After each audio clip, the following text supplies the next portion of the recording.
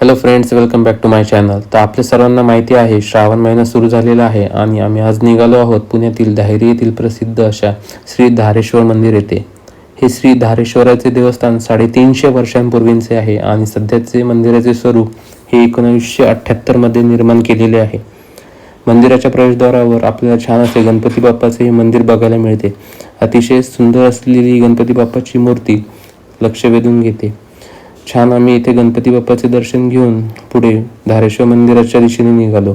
पहाटेच्या प्रसन्न वेळी किंवा संध्या छाया पसरताना दिसणारे धायरी गावातील धारेश्वराचे मंदिर अनुभवण्यासारखेच आहे. या परिसरात आले तर नक्की या मंदिराला भेट द्या. या मंदिर परिसरात तुम्हाला वेगवेगळे देवांची मंदिरे सुद्धा बघायला मिळतील, जसे की शनिदेवाचे मंदिर, दत्ताचे मंदिर, मारुती मंदिर, श्री स्वामी समर्थ महाराजांचा मठ अशी वेगवेगळी मंदिरे येथे आहेत.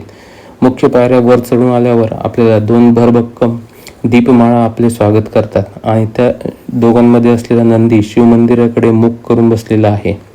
तसेच आज श्रावण सोमवार असल्यामुळे मंदिरावर छान अशी विद्युत रोषणाई केली होती, त्यामुळे मंदिर परिसर हा खूप छान उजळून निघाला होता. पुढे आम्ही गाभाऱ्यात असलेल्या स्वयंभू शिवलिंगाचे दर्शन घेतले. असे म्हणतात, शिखर शिंगणापूरला ज्या रूपात स्वयंभू शिवलिंग आहे तसेच येथेही आहे. अतिशय छान प्रकारे आमचं आज इथे दर्शन झालं आणि अशा प्रकारे आम्ही पावसाचा आनंद घेत पुन्हा आमच्या घरी निघालो. तर असेच आमचे ब्लॉग्स बघत राहा आणि आम्हाला फॉलो करायला विसरू नका. Thank you for watching this video.